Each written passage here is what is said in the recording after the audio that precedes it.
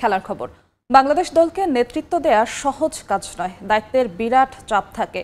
স্বল্পভাষী হওয়ায় লিটন দাসকে অনেকে ভুল বোঝে, তবে অধিনায়ক হিসেবে সে ভালো করবে এমন প্রত্যাশা সিনিয়র সহকারী কোচ মোহাম্মদ সালাউদ্দিনের। অফ ফর্ম সত্ত্বেও সংক্ষিপ্ত ফরম্যাটে শান্তকে দলে নেওয়া আর ইনফর্ম মিরাজকে না রাখার ব্যাখ্যায় কম্বিনেশনের কথা বলেছেন সালাউদ্দিন। জানিয়েছেন অলরাউন্ডার না থাকায় টিম সাজাতে বেশ সমস্যায় পড়তে হচ্ছে, তবে ক্যাম্পে ক্রিকেটারদের প্রস্তুতি নিয়ে সন্তুষ্ট এই কোচ।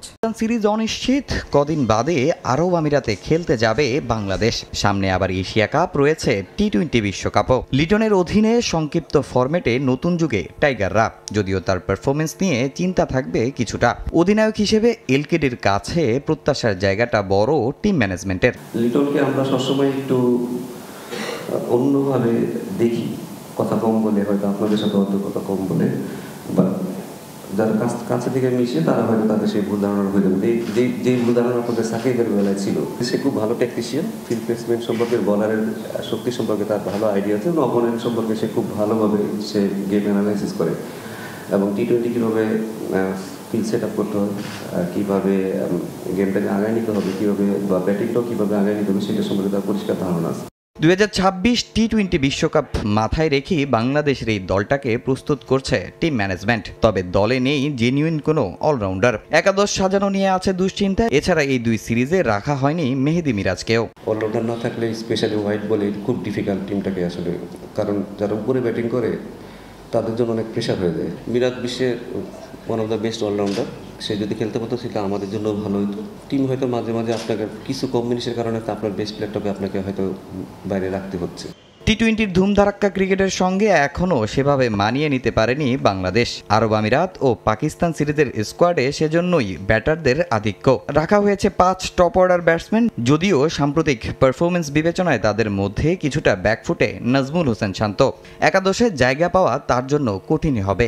এছাড়া পরিবর্তন হতে পারে তার ব্যাটিং অর্ডার। দলের প্রয়োজনে সবারই যে কোনো সিদ্ধান্ত সহজভাবে নেয়ার অনুরোধ সালাউদ্দিনের। এটা বাংলাদেশ টিম, আপনি কয় নাম্বারে আগে ব্যাটিং করে আসছেন সেটা খুব বেশি ইম্পর্টেন্ট না আমাদের কাছে, ঠিক আছে?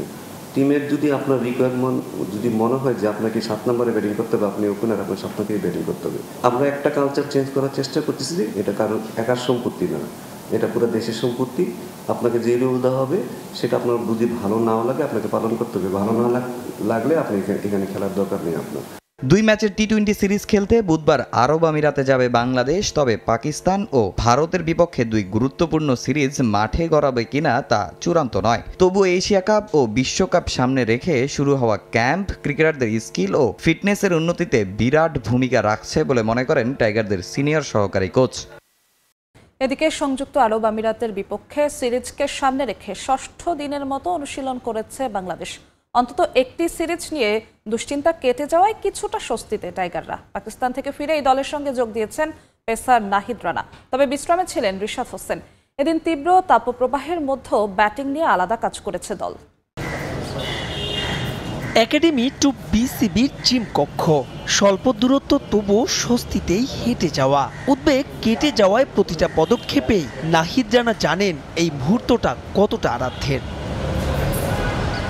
পিএসএল খেলতে গিয়ে পাকিস্তানে আটকা, এরপর বিসিবি আর পিসিবির উদ্যোগে দেশে ফেরা, কিন্তু 24 ঘন্টা না পেরুতেই অনুশীলনে ফিরলেন নাহিদ। যেতে যেতে পেছনে এক পলক ফেরা। গ্রাউন্ডসম্যানদের প্রশ্নটাও অনুমান করা গেল, হয়তো অভিজ্ঞতাই জানতে চাওয়া।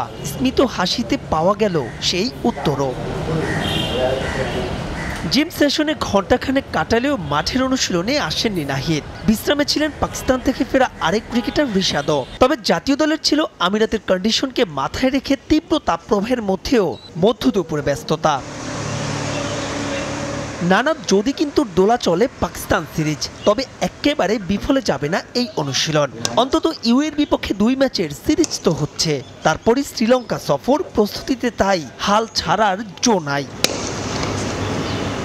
রুদ্ধতার অনুশীলনে এদিনও গণমাধ্যমের জন্য বরাদ্দ মোটে 15 মিনিট সময়। প্রথম কয়েকদিন ফিটনেস আর ব্যক্তিগত স্কিল নিয়ে আলাদা কাজ করলেও শেষ 2 দিনে গোটা দলই একসঙ্গে করেছে অনুশীলন। তবে এই দিন ছিল ব্যতিক্রম, ব্যাটিংয়ে ছিল আলাদা গুরুত্ব।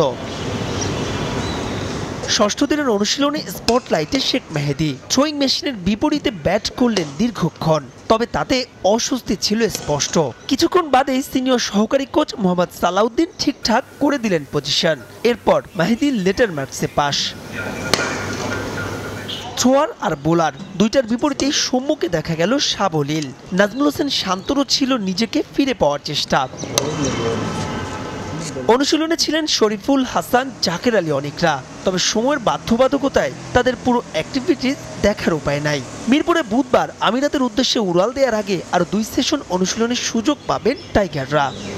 জাতীয় স্টেডিয়াম ঢাকার মূল মাঠের সংস্কার শেষ হলেও বাইরের পরিবেশের বেহাল দশা। স্টেডিয়াম এলাকায় যত্রতত্র ছড়িয়ে ছিটে আছে ময়লার স্তূপ।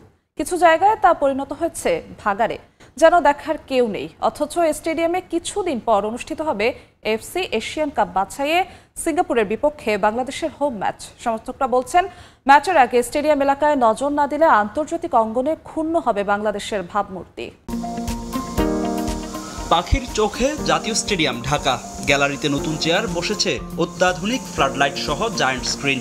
ইট পাথরের ব্যস্ত শহরে মাথা উঁচু করে অস্তিত্বের জানান দিচ্ছে স্টেডিয়ামের নবনির্মিত শেড। প্রায় 5 বছরের সংস্কারের পর অপরূপ সাজে দেশের ফুটবলের আতুর ঘর। মাঠের সবুজ গালিচা অপেক্ষার প্রহর গুনছে হামজা সমিতদের।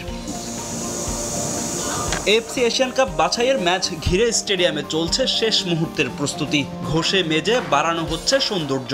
তবে স্টেডিয়ামের বাইরের চিত্র একেবারেই ভিন্ন, যেন আলোর নিচেই অন্ধকার। জাতীয় স্টেডিয়াম ঢাকার ভেতরটা যতটা সুন্দর ও মনোমুগ্ধকর, ঠিক তার উল্টো চিত্র বাইরের পরিবেশ। স্টেডিয়াম এলাকায় বিভিন্ন পাশে ছড়িয়ে ছিটিয়ে আছে ময়লার স্তূপ। বিভিন্ন জায়গায় তো তা পরিণত হয়েছে ভাগাড়ে। কিছুদিন পর বাংলাদেশ সিঙ্গাপুর বহুল কাঙ্ক্ষিত ম্যাচ আয়োজিত হবে এই স্টেডিয়ামে। খেলা দেখতে আসা সিঙ্গাপুরের সমর্থকদের সামনে স্টেডিয়ামের এই পরিবেশ বাংলাদেশের ফুটবল তথা বাংলাদেশের ইমেজ সংকটে ফেলবে না তো? স্টেডিয়াম লাগোয়া এয়ার কন্ডিশনের বাইরের অংশ থেকে চুইয়ে চুইয়ে পড়ছে পানি। পুরো এলাকা জুড়ে ঘিঞ্জি পরিবেশ, সেই সঙ্গে প্রতিটা দোকানের সামনে জমে আছে ময়লার স্তূপ। শুধু তাই নয়, স্টেডিয়ামের কার্নিশও পরিণত হয়েছে ময়লার ভাগাড়ে। তবে এই নিয়ে কোনো ভ্রুক্ষেপ নেই জাতীয় ক্রীড়া পরিষদের।